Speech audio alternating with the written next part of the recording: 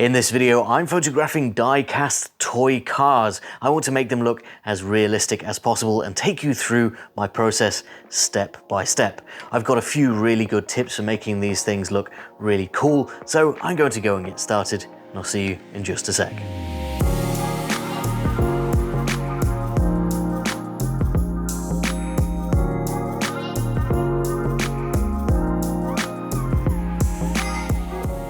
Hi guys, I'm Ben from Adaptalux and welcome back to another toy photography tutorial where today I'm photographing die-cast toy cars. These are high quality models, a little bit bigger than your normal toy car, and they've got lots of moving parts and you can generally open up the bonnets and the doors and things like that. They're nice high quality metal with a few plastic parts and details, but I think that they look close enough to their real counterparts to be able to fool some people with the right lighting and the right setup. I'm going to jump right in because I wanted to start showing you exactly how to go about making your toys look nice and realistic. So first things first, I've got a few different die-cast model cars here with a couple of different scales. You can see that the Aston Martin is a little bit smaller scale than this really lovely bright red Mustang, which I think is going to look really nice in a nighttime scene. And then we also have a BMW Z4 as well, which I think is going to be a daytime one. What I want to do here is put all of these different cars into different scenes just to demonstrate how easy it is to completely change the look and feel of your scene just by changing a few elements like our backdrop, our surface and our lighting. Speaking of our surface, we do need somewhere to put our cars. So for that, I'm going to be using these photo boards. Now these are designed for product photography. You can see that they've got different textures on here, wood and concrete. They're actually all completely smooth, but they're designed to emulate these different surfaces and textures. What we're going to be using them for is a ground texture, and you're not going to be able to see all of this detail on here. It's more for the overall color and brightness of the ground. So I think this will make quite a nice tarmac when you're looking from a low angle. This one is going to be quite nice for something like snow or dirt. I'm not sure about these wood and brick ones, but I'm sure just having a few different options of your ground surface is going to come in handy. How much detail you need on your shooting surface, the bit that the cars are sitting on, is going to depend on the angle that you're shooting from. I intend to shoot from quite a low angle today, so I don't need a huge amount of detail on the ground itself. If you do find that you're looking down on your cars a little bit more, you can start to think about putting some scenery in the foreground and maybe creating some sort of model road for your car to sit on. Like I say, I'm going to be shooting from quite a low angle today, and this is in part because I've been taking a look at how actual car photographers tend to photograph their real cars. A lot of the time they're taken from a very low angle, looking up at the interesting details on the front or back corners of the car with a really cool background. And that brings me onto my backgrounds. They're going to be really important, and how you choose to put a background into your image is going to determine where and how you set up your shot. A lot of people will go outside and set up with a low angle to see a real background behind their car and create a little bit of false perspective, making it look a little bit bigger and using the real clouds and sky behind it. Today I want to shoot indoors, so I'm going to do something a little bit different and use an iPad. So you can see here that I've found some landscape shots to put up on my iPad, and I'm going to be placing this behind my scene. Now, when you're using a screen like this in your photography, you need to be very conscious that the screen is creating its own light. You'll need to balance this with the light that you put on your real subject in front of the screen. So if you're using any kind of screen, you'll have to adjust the brightness probably to be quite low. A great site for finding free imagery like this is Pexels. It's got all sorts of royalty-free photography and artwork, and I'll put a link to that down in the description in case you don't have any landscapes of your own. So I've placed my iPad, propped it up just with some VHS tapes behind there, and you can see that I've got a few different options of my backgrounds. I've had to raise my my floor up a little bit just to cut out the bezel at the bottom of the iPad, and do remember that with something like this you can also zoom in and move that scene around in the background of your image, which is really helpful for getting the right perspective. Now, believe it or not, that is all that we're going to be using for creating our scene. I can now happily place one of my cars down onto this surface, and the lower down that I get, the more realistic this is going to start to look. So now it's time to start setting up a shot and composing it with my camera. So I've placed my camera down at ground level in comparison to the car. This really helps if you're shooting on a table or a raised surface like this. Being able to move your camera a little bit lower and look across or even just slightly up at your model is really going to fool the eye into thinking that it's much larger than it actually is.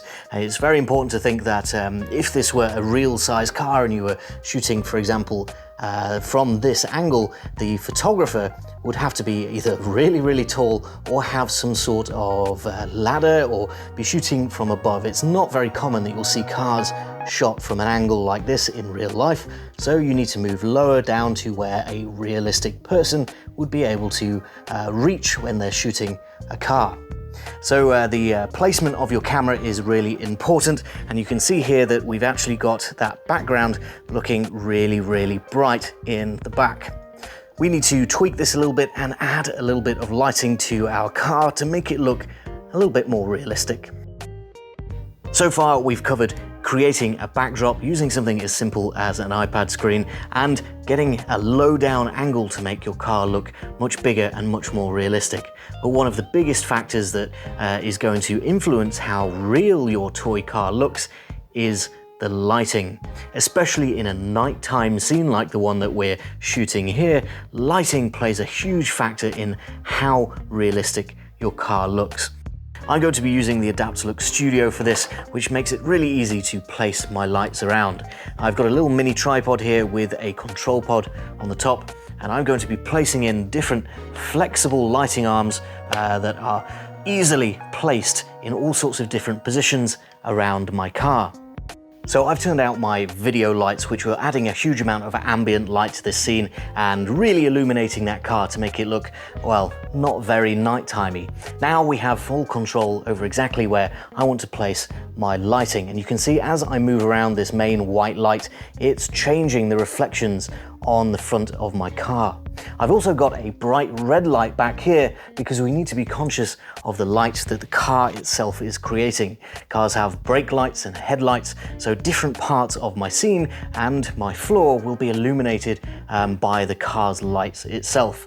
Now, these cars don't have lights built into them, but we can Photoshop in some headlights doing some very simple tricks later on. So I want to be conscious of that now and get as much of my lighting correct in the camera so that we only have to make minimal edits in Photoshop. So let's take a look at the lighting setup that I've come up with for this red nighttime Mustang shot. I've actually added a reflector just here because I want a little bit of light, first of all, coming across the grille at the front of the car. This is provided by this white lighting arm, which is bouncing off the reflector. This is acting as a bit of a diffuser, and it's catching all of the light across that shiny front grille.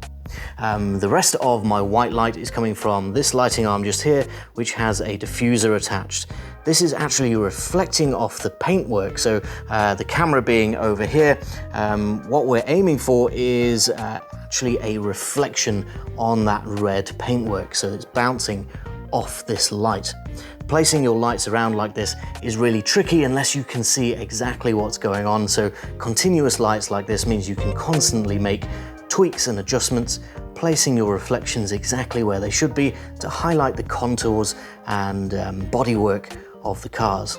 So finally, we also have this bright red lighting arm that is acting as both a street light and the red of the brake lights of the car. I'm actually pointing this directly at the reflective glass surface of the iPad, which is creating a big spotlight in the background of the image, it looks a little bit like one of these street lights, and it's casting some red back down onto the car, and most importantly, down onto the ground behind the car.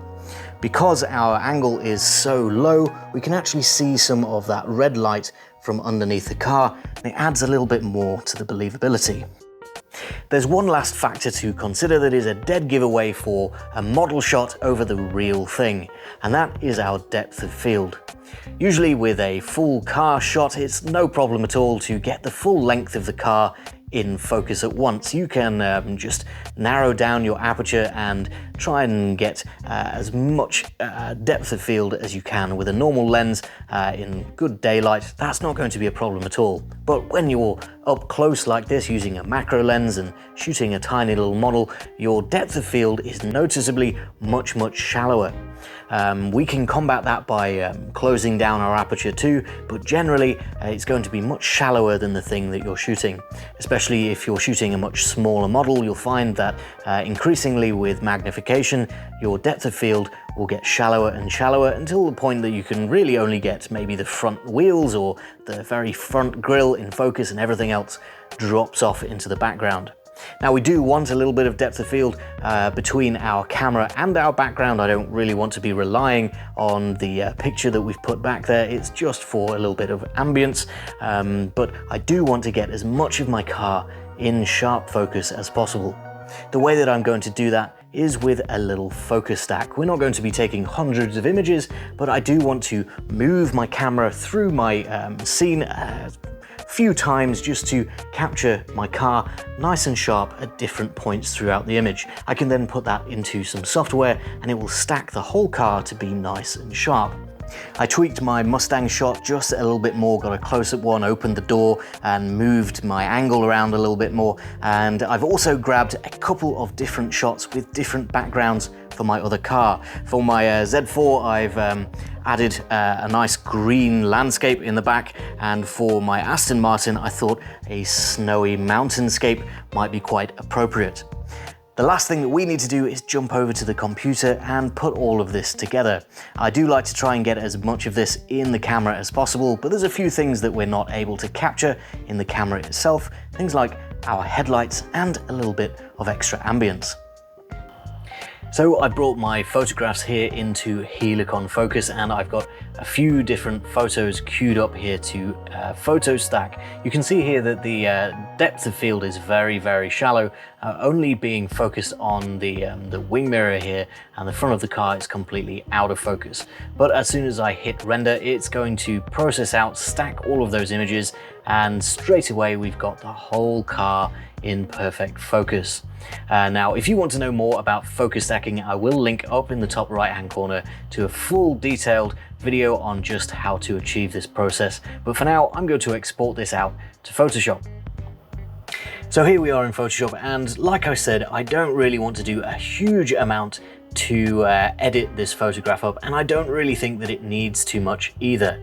The one main thing that I'm going to do is obviously change a few of the levels, and I also want to illuminate this headlight, and I'm going to do all of this using the Camera Raw filter. So this is actually a JPEG, but we're still going to process it in Camera Raw, and the main thing that I'm going to be using here is this adjustment mask option. So straight away in here you can actually see that we can select just the subject and make adjustments to our car only, which is really handy if you just want to make those colors pop a little bit more.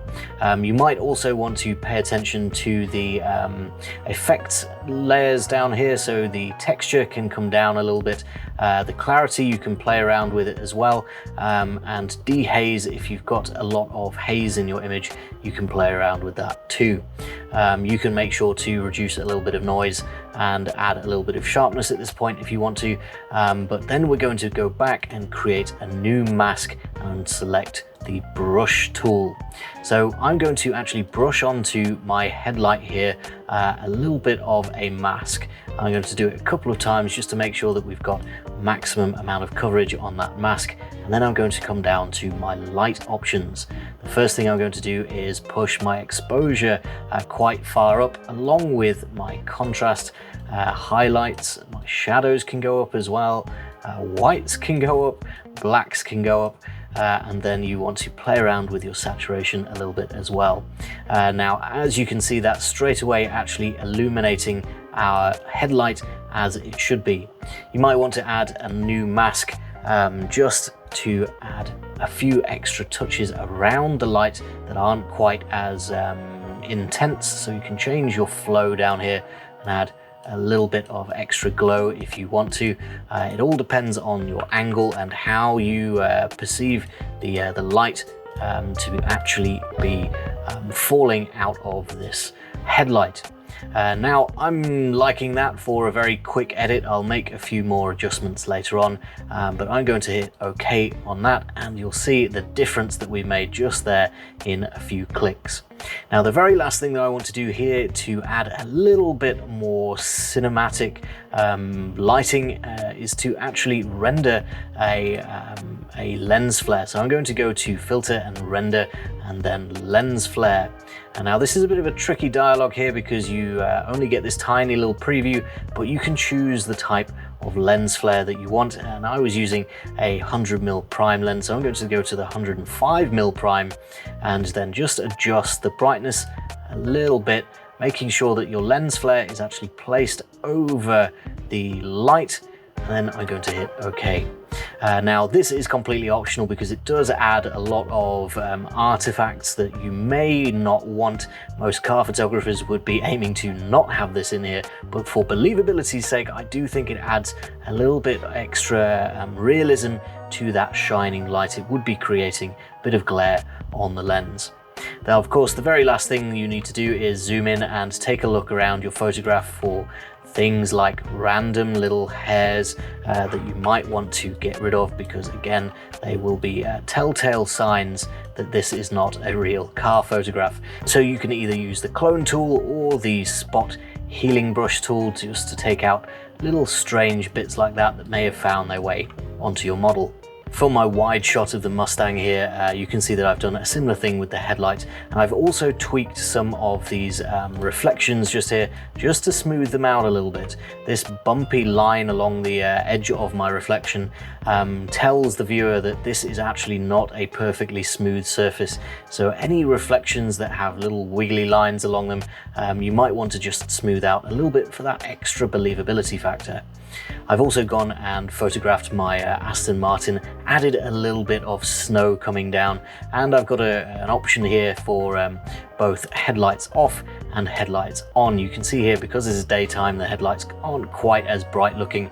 I also added a little bit of a yellow tinge because this is an older car and these older cars will have more yellowish headlights. For my Z4 photograph, I didn't really need to add any lights because this is a daytime shot. I did smooth out a few of these reflections, but this is a losing battle with the paintwork on this car. It's quite clearly very, very grainy, which I'm not going to tweak too much because after all, it is a car photograph. It is a model car photograph rather than a real car photograph. We can't fix absolutely everything, so I'm pretty happy with those.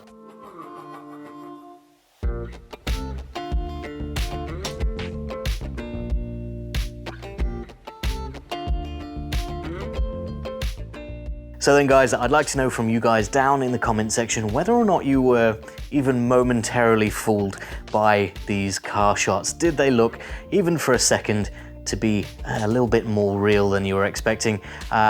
Be honest, let me know down in the comments. I know that they're not action shots and there's different ways to do those as well. So let me know if you want to see some more toy photography setups like this one. Give the video a like if you enjoyed it, and make sure to hit the subscribe button so that you're here for more macro photography tutorials, ideas, and inspiration in the future. For now, that is all that I've got time for. Thank you very much for watching, and I'll see you next time.